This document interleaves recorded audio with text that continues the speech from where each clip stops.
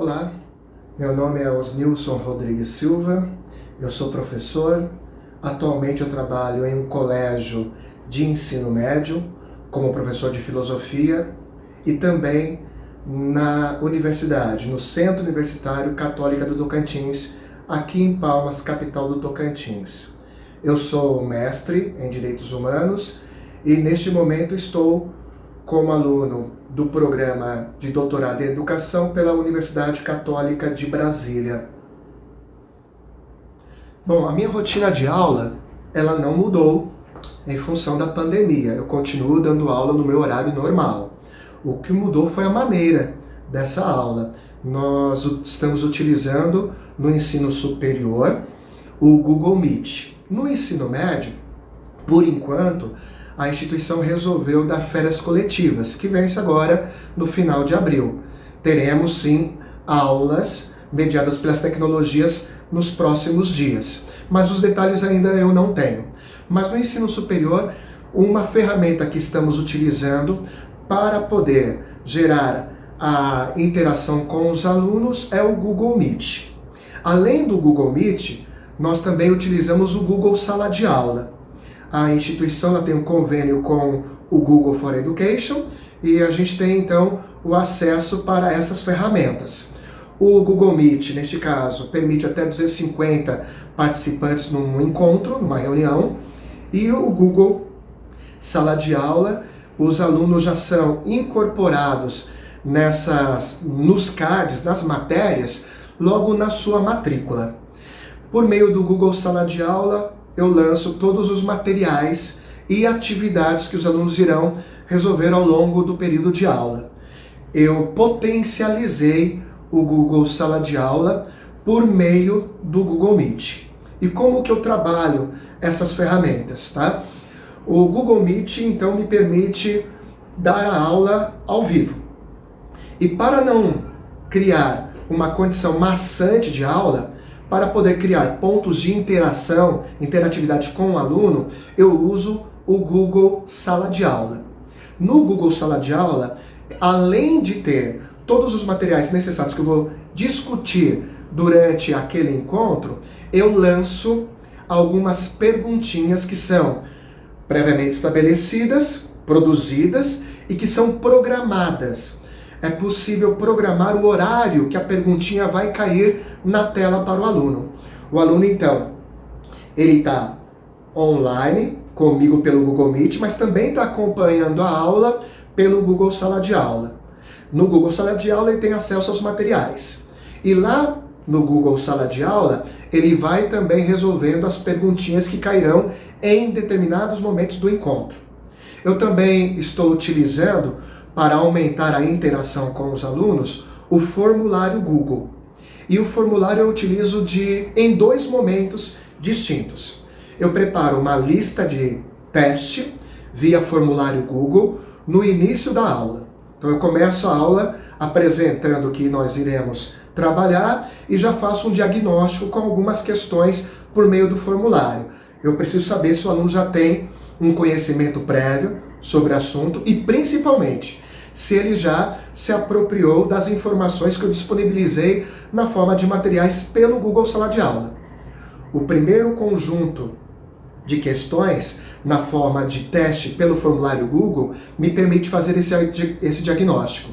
No segundo momento da aula, após o intervalo, eu tenho um encontro aí de 3 horas com os alunos, após o intervalo, eu lanço um outro formulário. Só que eu procuro trabalhar com outro nível de questão, um pouco mais elaborada. Questões que eu chamo de nível 3, tá? São as questões mais difíceis. No primeiro diagnóstico eu tenho questões básicas e intermediárias. E no segundo formulário eu trabalho com as 3 e reforço as questões de um nível mais elevado.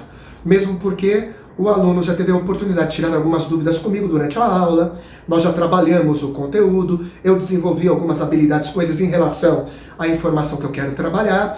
O segundo formulário me permite, então, verificar o desempenho em relação a este momento. Bom, para finalizar o meu encontro, eu sempre destaco aquelas perguntas que têm um menor desempenho, ou desempenho baixo, tanto no formulário diagnóstico, quanto no segundo, que é o formulário de desempenho. Eu separo ali aqueles itens, aquelas questões que tiveram um desempenho baixo e faço o comentário delas para finalizar a aula. É mais ou menos uma sala de aula invertida. Tá? E por que é mais ou menos uma sala de aula invertida?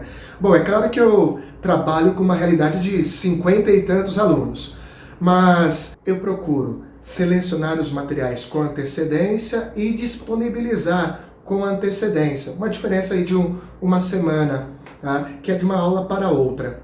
E durante o encontro, nós fazemos algumas atividades. Tá?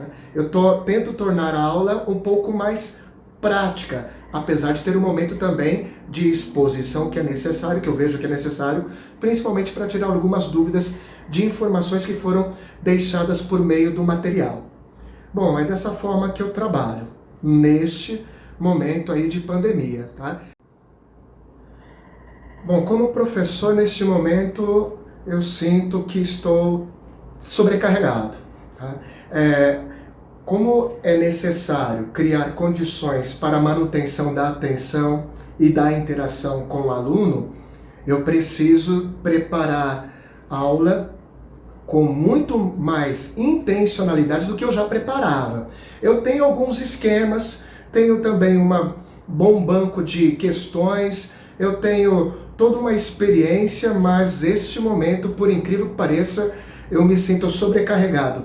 Tanto do ponto de vista de ser professor, na rotina da aula, mas também me sinto sobrecarregado com a tentativa de motivar e também atender às dúvidas dos colegas, que também estão na mesma condição.